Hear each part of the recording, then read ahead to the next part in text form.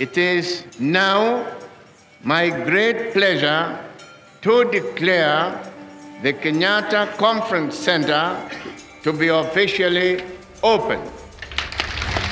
Jomo Kenyatta name evokes different memories in different people, with some dismissing him as a sellout who used his comrade in arms as a ladder to climb to power and later kicked them aside. Ruru! I, Jomo Kenyatta, being chosen and admitted. Jomo Kenyatta was like someone doing risky stunts, holding into a tiger's tail. He went through big changes, making friends during evolution, but getting rid of them when it suited him. Today, I'll help you answer one question. Was Jomo Kenyatta a good hero or a bad villain? Was he someone who really cared about his country, or was he just using the situation for his own benefit? He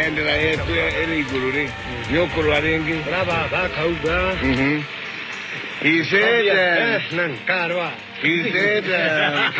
whatever his father, which is me, Il dit son père, c'est moi.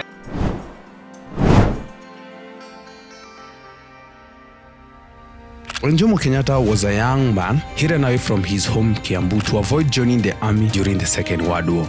Around 1928, he had already joined Kikuyu Central Association, which used to be called the Young Kikuyu Association. The Kikuyu Central Association strongly wanted big changes to break down the unfair rules of the colonial government. First of all, they had asked family to stop the Kipande system, which controlled and oppressed African people. They also wanted to end racial discrimination, forced labor, and change the unfair education system that kept some people down. They fought hard for the release of Hari Duku, their leader, who was unfairly held by the colonial authorities. Additionally, they pushed to reduce heavy colonial taxes and bring back African languages that had been taken away. In March 1929, the Kikuyu Central Association sent Jomo Kenyatta to Britain with Ishal Das, who was a lawyer from India living in Nairobi. Jomo Kenyatta wanted to meet important British leaders, but he only got to talk briefly with some senior officials at the colonial office. He did not succeed in what he went there for, so he came back to Kenya in 1930. That was like 1 year later. Then in 1931, he was sent back to London by KCA again, and he stayed there for 15 years. During that long time, he went to the London School of Economics to learn about anthropology with Professor Malinowski. He wrote many articles that later became a book called Facing Mount Kenya in 1938. He also got married to a white woman named Edna Clark, and they had a child together named Peter Magana. Some radical Mau Mau fighters did not like this. They thought this marriage was a betrayal, saying that he was a leader and he was getting too close to the enemy's family. In 1940, the KCA was banned by the government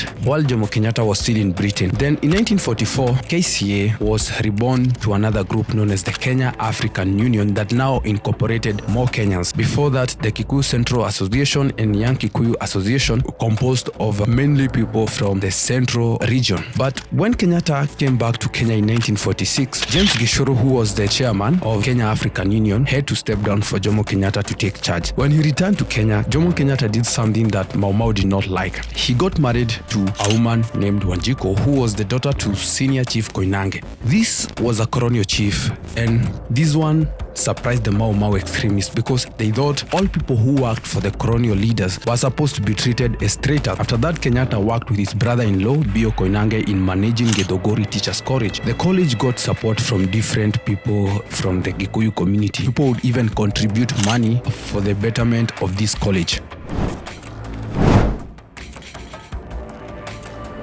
The Kenya African Union, KAU, was divided into two groups. There was one group that was led by Kenyatta that wanted to solve problems peacefully. Then we had another group that was made up of soldiers from the Second World War. These soldiers were bitter because they had participated in one of the biggest war and they had nothing to show for it. So they began as street troublemakers, that is street thugs, and then joined politics as a secret group that was called Anake A40. This group believed in revenge and took serious promises. They even ended up killing people who were thought to be traitors. In KAU election on June 10, 1951, these militants embarrassed Jomo Kenyatta by making him leave the party because they thought he was scared and his methods were not working. Kenyatta was very scared of them, but also he disliked them. He spoke out against the violent action of the Mau Mau in 1951 and in 1952.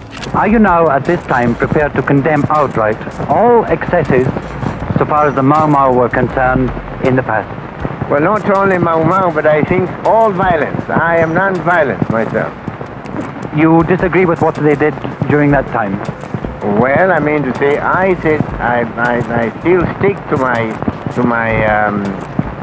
words, which I said in Kapenguria, and also what I repeated again in Macharia's case at Ekitale. And because of this, the Mau Mau secretly planned to kill him with a code named Muhimu. The group was led by Eliud Mutonyi, J.D. Kagia, James Buta, and Paul Ngei. Their main job was one and one only, to take out Jomo Kenyatta. Kagia mentioned about this plan in his book known as The Roots of Freedom. In 1952, the Kenyan governor, Sir Everin Baring, declared a state of emergency. Now, this one happened because of two main chiefs who were assassinated by the Mau Mau. One was Warohio wa Kongo, who had joined Jomo Kenyatta in an anti-Mau Mau rally in 1952. The other one was Chief Nderi wa Ng'ombe, who is the uncle to the current deputy president of Kenya. The Mau Mau fighters killed him when he tried to stop an oathing ceremony that was organized by Dedan Kimathi. In that year, Jomo Kenyatta got arrested together with 6 others, and they were taken to a prison in Kapenguria. While in prison, the Mau Mau still wanted Kenyatta gone. They wanted to kill him. The person who was assigned to kill him was now in prison with him. Then gave this task to Kariuki Chotara. Kariuki Chotara was too young, and they knew that he would not be treated as an adult in court. Kariuki Chotara tried 2 times, but he did not succeed either time.